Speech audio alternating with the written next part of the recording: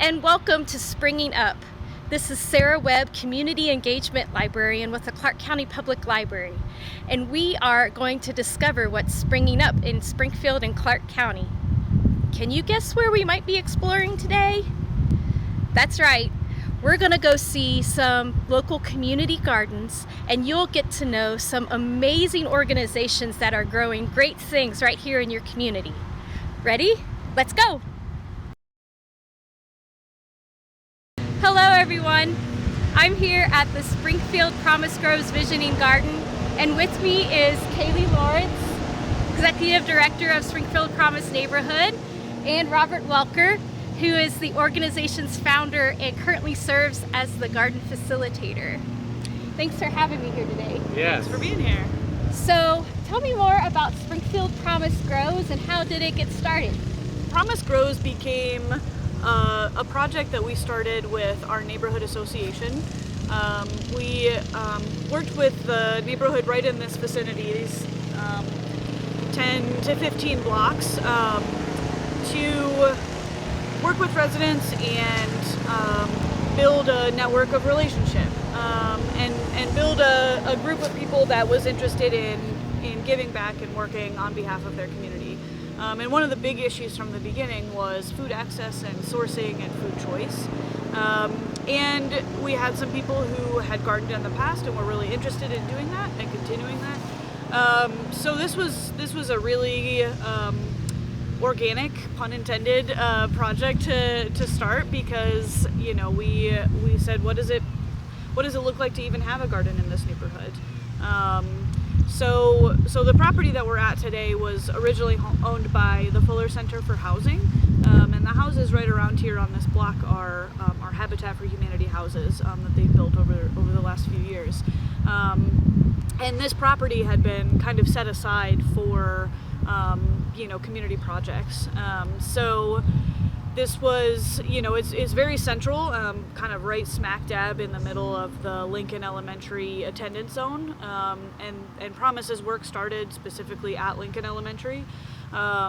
So it was kind of a dream just to begin with, to see what it would mean to start a community garden in this area. We had a few resident gardeners who were really excited to do this work to begin with.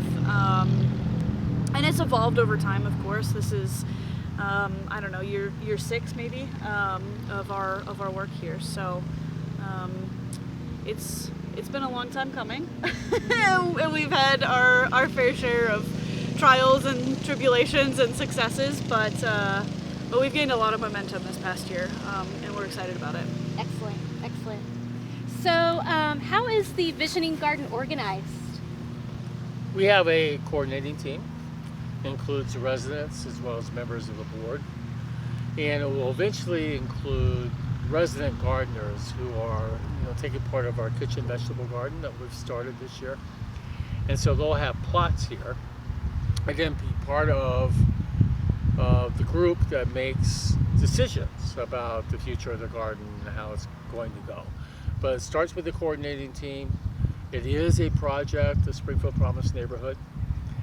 So the board of Springfield Promise Neighborhood and Kaylee, very interested in how this is a signature event for developing the community, which is one of our important goals. And of course, part of that is taking care of children and families and making sure that the nutrition that that the children have meets the expectations that would help them flourish physically and socially and emotionally. So that's why it's an important part of what we do. Excellent. So what are some of the new features here at the garden?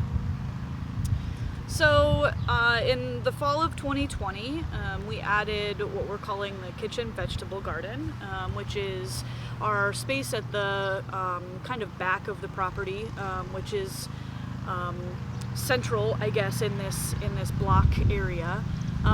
So what we're doing for the first time is what's called allotment gardening, and in-ground planting.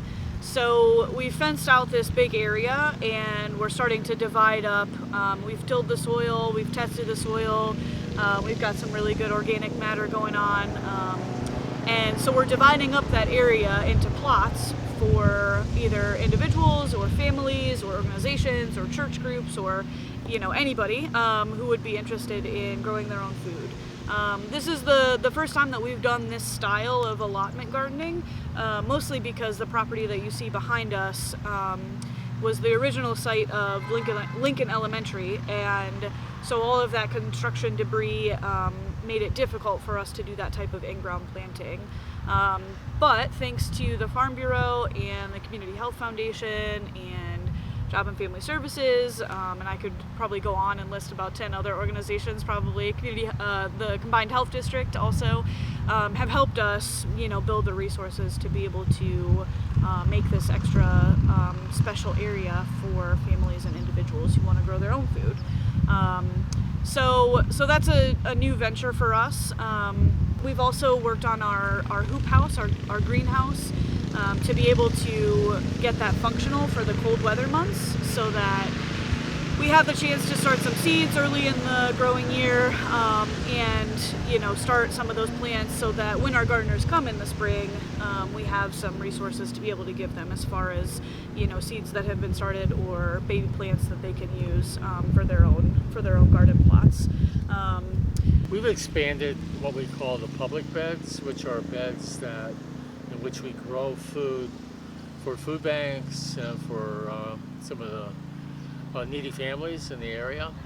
And so we have 14 of those, and we're going to continue to expand that area so that during the growing season we can provide for food pantries and for families and for festivals too, because we see this as a place where people will gather, for food and entertainment and education, and we're hopeful that the food that we'll be sharing will be grown here.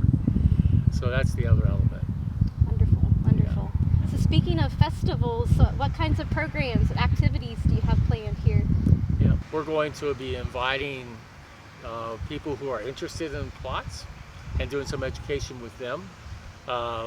And then making sure that we assign plots, and we develop the seeds and plants required for them to be successful. That's what's most important. This we're going to have a couple of events. I think we certainly want to do something with kids education, with adult education, and we'll be gathering the allotment gardeners, the resident gardeners, for those kinds of events at multiple times during the growing season. We're planning to start and we'll kick this off in the summer, probably early July, a space where families and children might have some recreational space, a meeting space for the neighborhood, and so we're hopeful to get that started and have a celebration around that. That might be a big kickoff celebration for us. And we're also thinking at that time to honor some of the neighborhood heroes. So one of the elements of this garden space is that we have an orchard, which now is 2 years in the running. We'll have some fruit this year, but we want to commemorate the orchard space for trees and new trees, recognizing those folks who have given back to this community, and making sure that they're well honored, with a tree in the orchard. So that would be part of that. Wow, that sounds exciting. So here at the Visioning Garden, what are some of the biggest challenges you face? I think just starting, and Kayla can say that, the biggest resource we have is the participation of the residents in the area, and the most important. We of course we write grants, we get resources, we have volunteers, and believe me, that is all blessed work. But it's also important for us to establish this place as a place that the community sees as their own. And that residents think, this is a place that I've had a part in. I have ownership in. I've made decisions about. This is where my kids play. Building that momentum is critical to us. In fact, that's almost all of it. I mean, of course we want to grow fruits and vegetables and things that will feed our children and feed the families in this area and in Springfield. But we got to feed our souls too, and the souls of everybody in terms of their, their connection to each other, to the land, to this neighborhood is built around this. We hopeful about this place as one of those connectors, and that's what we, that's our biggest challenge and our most important aspiration at the same time. So what are some of the unexpected benefits that you've seen over the years here? Yesterday I was planting potatoes. So that's like very easy, and it's a little bit late, to plant seed potatoes, but we have them in the ground. And as I was planting, 2 neighborhood children came over and they planted with me. So yeah, and then they took off and did some other things as well. And I left them to, till a little roll, which, went off scantily into some nether part of the garden space. What a great opportunity for those kids. And they call me Dr. Bob. Dr. Bob, do you want to see my glove? Dr. Bob, can I use that tool? How do I plant potatoes? All that education went on yesterday. That's unexpected, and also a fairly remarkable opportunity. That wouldn't have been there had I not been out there, right? Or we had not had the garden space. And neighbors then stop by and they give us little gifts, of the hottest dried pepper I've ever experienced in my life. It's a paint peeler. I think that's what Ooh. I can imagine. So people come, right, and there's those conversations that build community. I mean, that's what a community is about. What are your future plans here for the gardens as you move forward? Yeah, that whole idea that children and families feel at home here. All right, so the plan is this has got to be a place of beauty and invitation. So the plans are built around that larger goal, beauty and invitation. So the front area here where the original foundation of the school has been, the ground and the soil there is literally 2 or 3 inches deep. It's not very deep at all before you hit gravel and brick and debris. And it's also lead infested, which is a real problem for kids' development. But in this front area, we will have demonstration beds, we'll have flower beds. We've sought funding to create this space with a water wall and picnic tables and a little paved area for large muscle development games and a place where families can sit and watch their kids play. Which is important. And we hope to have that as an anchor space here. And we hope to start that soon. Wonderful.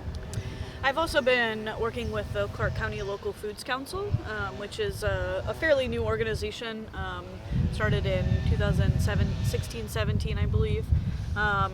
And part of my interest is working on sustainability and structure for what this type of community garden and urban agriculture can look like in Springfield, and helping our community form a good approach to that, and helping that coordination and supporting new gardens that come along and new people that want to try things, and making sure obviously that the sites that are functional right now continue to stay functional and can grow and expand themselves.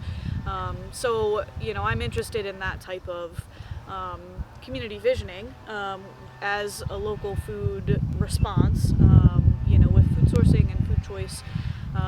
So this community garden and community gardens in general, I think, are one really practical strategy to be able to respond to that. Part of this started especially because the Kroger on South Limestone has been a point of contention, shall I say, for quite a while. And of course, in 2020, that site closed. Right. So there's no grocery store in the immediate area. So that type of access to fresh and healthy foods, and the availability and even choice for people to be able to purchase them and use them in their meals has really decreased over the last year.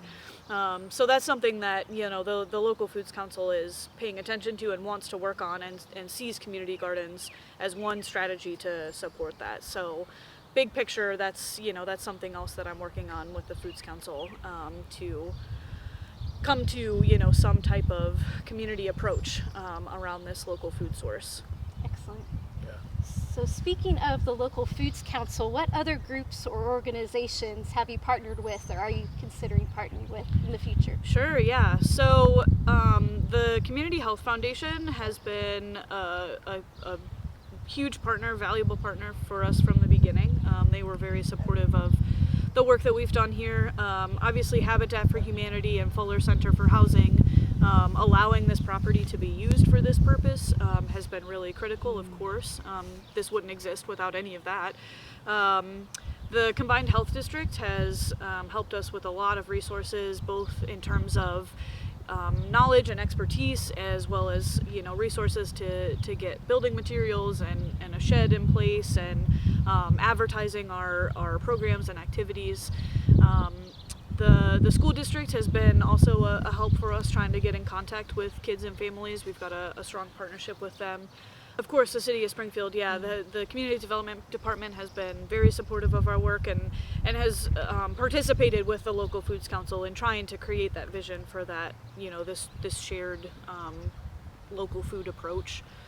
Job and Family Services has been also very supportive of our work. They help us with some funding support and supplies and materials, which is of course very important. There's a lot of startup costs, I guess that you could say. The Plastic Lumber Store has helped us with materials, building materials, long-term sustainable building materials that don't deteriorate as much over time as wood does, has been really helpful. So one of our most recent supporters has been the Clark County Farm Bureau. Yeah. So they did soil testing for us, which was critical, absolutely critical, in the back here. So we knew that the soil had enough organic content and fertility, and did not have harmful lead, that might be transferred into the plants grown there. They also tilled the area, which was transformative for us. We didn't have the materials to do that. So, we're very, very thankful about that. We've been working with the Hagen Center for a long time at Wittenberg, and they'll give us, we're communicating with them, and they'll provide an intern for us this year, which will be at the garden site. This is truly a community garden in that respect. Yeah, I did leave out the Springfield Promise Neighborhood Association. Yeah. Just name them, very important group, who connects with all the residents here and talks about this place and takes pride in it all the time. Wow. Well, and just a week ago, we participated in Clark County Service Day. So we had a couple of groups of Catholic Central students come and do some service hours with us, as well as the Clark County Food Bank, or the Second Harvest Food Bank, and Assurant. They had some of their people participate with us.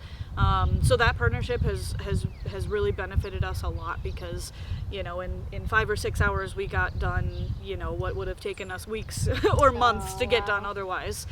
So that that structure and partnership for that type of community service and community partnership has been really beneficial for us too. Oh, wow. That's amazing, all the support you've received over the years. That's incredible. Yeah, and I feel like now, within the past couple of weeks, we've had multiple people contact us about articles and newsletter, sections and all of this. And I feel like every day we turn around and somebody else is emailing us that they have, seeds to donate, or, they've got a little plot of land that they want to know more about, or they want to come here and garden with us. So as you continue your work here at the Visioning Garden, what does victory look like to you? making full use of our allotment spaces is going to be really important for us, and trying to recruit the people who are passionate about that and want to give their time to be able to grow their own food. It's not for the faint of heart. There's a lot of regular maintenance and upkeep that it takes to do that kind of work. But having those spots filled for us is going to be really important. We have the space to do so, and we have the space to serve people. This summer we're trying to coordinate with some of our summer programming to see if we can offer some programs and activities with kids who might participate in our summer programming, and have them come over here and either do a service project or an art project, or even an outdoor movie night, or a community bonfire or something like that. So those are some things that we're thinking about. And ultimately, I think just from an organizational standpoint, having a staff person dedicated to this who is compensated for their time and effort that they serve here is going to be really important to our sustainability. So that's something that I'm working on with some grant applications and funding requests out there to see if we can solidify that a little bit more for our sustainability efforts. Yeah.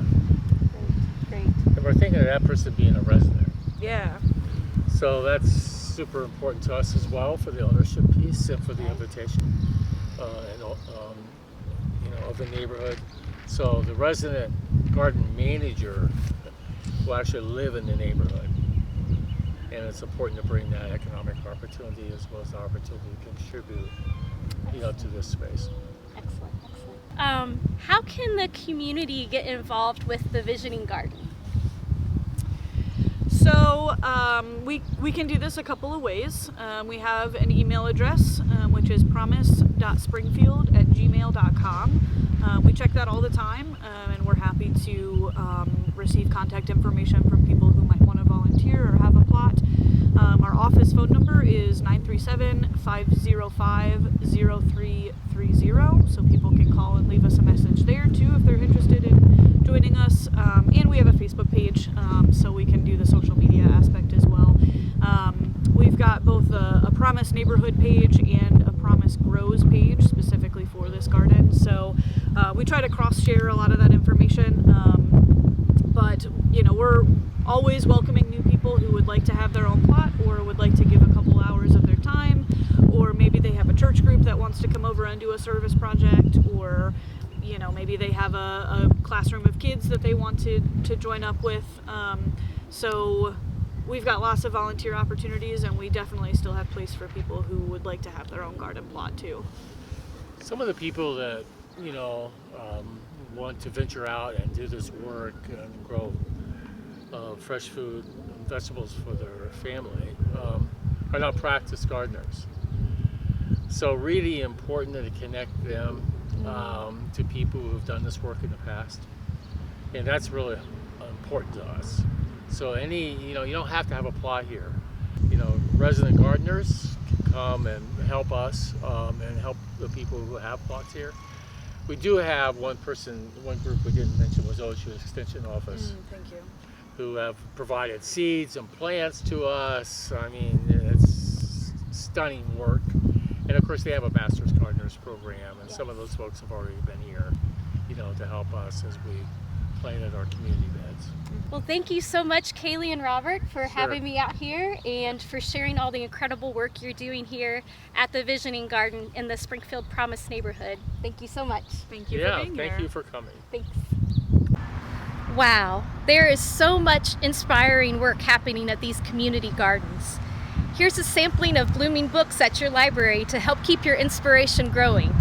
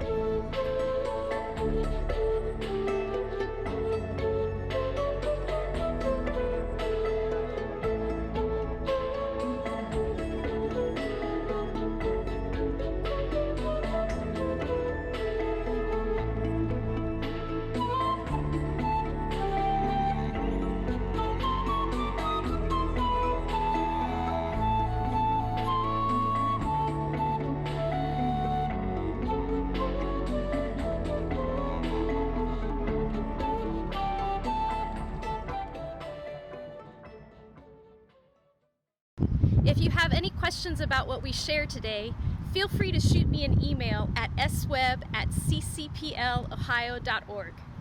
Also, don't forget to check the library's website to see more of our original online programs just like this one. Thanks for watching. See you next time.